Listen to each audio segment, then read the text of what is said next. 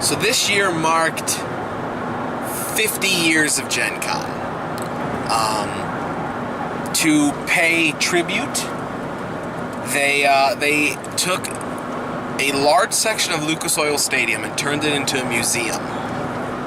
There were people who were on, everything was on loan, so donated is not the proper word. Everything was on loan from people who owned original printings, still in the box stuff. They saved the flyers from GenCon, all that kind of stuff, and they made a museum. It was the Horticulture Hall. Horticulture Hall. From Lake Geneva, Wisconsin. So Lake Geneva. That's the Gen in GenCon, is Lake Geneva. That's where everything started by Gary Gygax way back in... 50 years. We've been in a car. I've been writing an article. 50 years. Here's where it gets really cool. So in the middle of it, and there's pictures on our Instagram. Go check out our Instagram for some pictures about this. Right in the middle of the whole thing, there's just this section of carpeted area. Not really big. I mean, how much would you guess? Like 25 by 60, 70? Yeah. Maybe. I think we're over-exaggerating on the length. I really do. Couple hundred square feet. Yeah, not a lot. That area was the original size of the very first GenCon at Horticulture Hall. Which is just insane to think about. Because, I mean, the game area next to the museum alone in Lucas Oil was like 3 times the size of the whole hall that it was in the first place.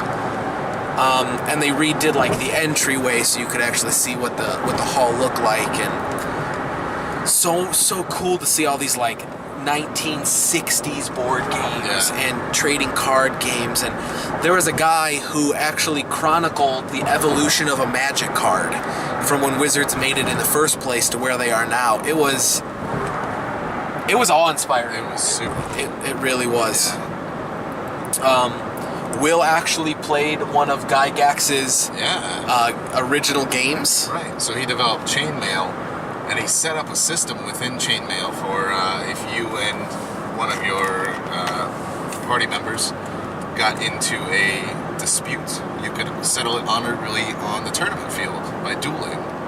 And so they actually had the game set up, and it was awesome. There's video of it somewhere. It's either on our Instagram or Facebook, so be sure to check it out. I snapped a picture of the rules so I could do it at home.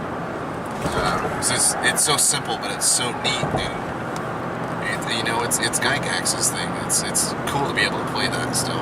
And your opponent was super into it. Like you guys were doing all the words and the accents. There were coconuts. But it was great.